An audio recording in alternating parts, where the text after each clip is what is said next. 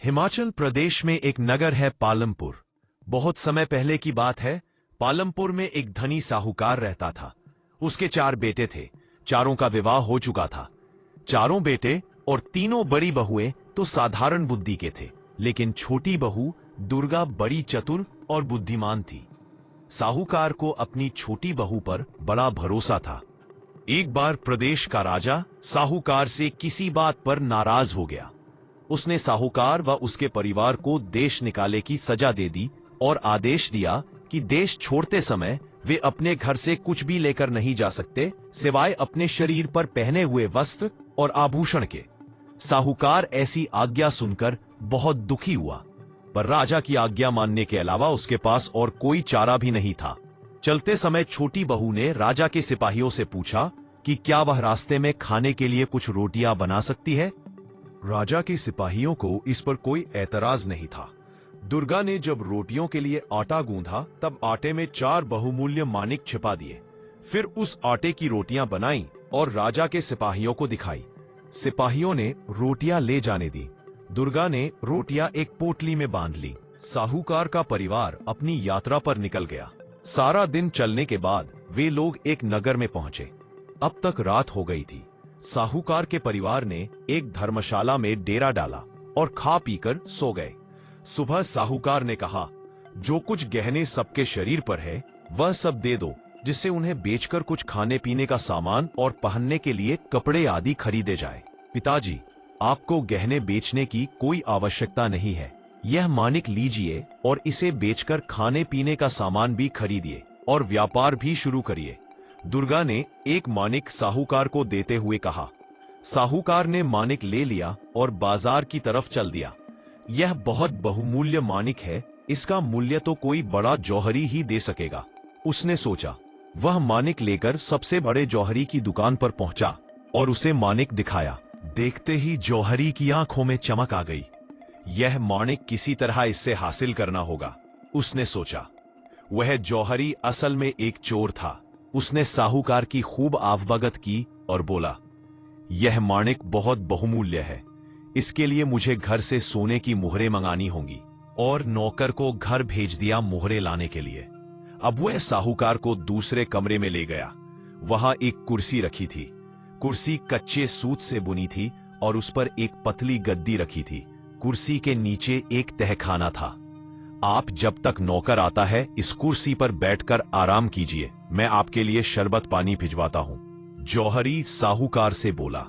साहूकार कुर्सी पर बैठ गया। उसके बोझ से कच्चे सूत के धागे टूट गए और वह तहखाने में गिर गया। जौहरी ने झटपट तहखाने के मुंह पर एक बड़ा पत्थर रख दिया और बाहर निकल आया। मानिक उसने अपनी तिजोरी में रख दिया। उधर धर्मशाला में बैठा साहूकार का परिवार उसकी प्रतीक्षा करता रहा। जब सुबह तक साहूकार नहीं लौटा तो दुर्गा को चिंता हुई। उसने दूसरा मानिक निकालकर अपने पति को दिया और बोली, आप यह मानिक लेकर जाइए। यदि पिताजी से आपकी भेंट हो तो यह मानिक वापस ले आइएगा, वरना इस मानिक को बेचकर खाने पीने का सामान ले लीजिएगा। दुर्गा का पति मानिक लेकर बाजार की तरफ चल दिया। वह भी उसी जौहरी की दुकान पर पहुंचा और उसके साथ भी जौहरी ने वही किया जो उसके पिता के साथ किया था। अब बाप बेटे दोनों तहखाने में कैद हो गए। जब दुर्गा का पति भी सुबह तक नहीं लौटा तो दुर्गा को बहुत चिंता हुई। अब मुझे खुद ही पता लगाना होगा कि इस नगर में मेरे ससुर और पति कहाँ खो गए। उसने अपने शरीर पर पहने हुए आभूषण लिए और बाजार की ओर चल दी। वहां पहुंचकर आभूषण बेचकर उसने खाने पीने का सामान और सबके पहनने के कपड़े खरीदे। अपने लिए उसने सिपाही की पोशाक खरीदी। धर्मशाला पहुंचकर उसने खाने पीने का सामान और अपने परिवार वालों को दिए और यह कहकर कि वह ससुर और पति की खोज में जा रही है, वहां से चल दी। उसने सिपाही का भेष बनाया और सीधे राज दरबार में पहुंची।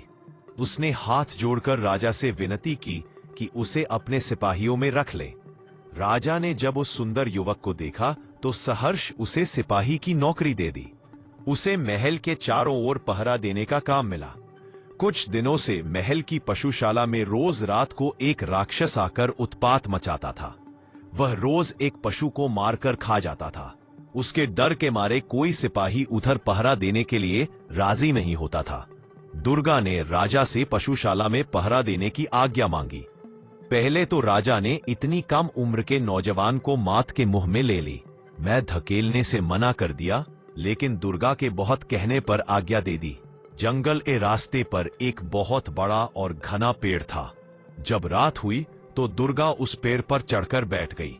उसने छुरी से अपने बाएं हाथ की उंगली में घाव कर दिया, जिससे कि घाव के दर्द से उसे नींद न आए।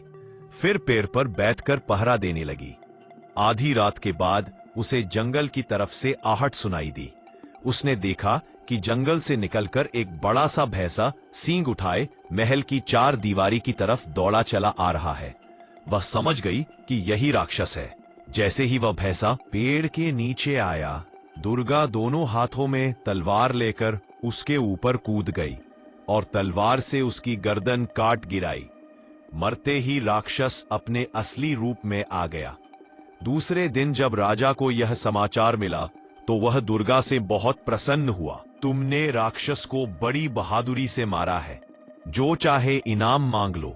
वह बोला, महाराज, यदि आप प्रसन्न हैं तो मुझे नगर की रक्षा का भार दे दे और मुझे यह स्वतंत्रता दे कि जब चोर को जाऊं तो उसे जो चाहे दंड दूं। राजा को इस नौजवान की बहादुरी और समझदारी पर पूरा भरोसा था। उन्होंने दुर्गा को नगर का कोतवाल बना दिया। अब दुर्गा अपने पति और ससुर की खोज में निकली। मेरे ससुर बहुत योग्य व्यापारी थे। वे उस बहुमूल्य मानिक को लेकर जरूर शहर के सबसे बड़े जौहरी के पास गए होंगे। उसने सोचा, मैं भी सबसे पहले वहीं जाती हूं। मुझे पूरा विश्वास है कि जौहरी को जरूर मेरे पति व ससुर के बारे में पता होगा। दुर्गा जौहरी की दुकान पर पहुंची। जौहरी ने नगर कोतवाल को अपनी दुकान पर देखा तो झटपट उसकी खातिरदारी में लग गया। आप हमारी दुकान पर पधारे। अहो भाग्य, मैं आपकी क्या सेवा करूं?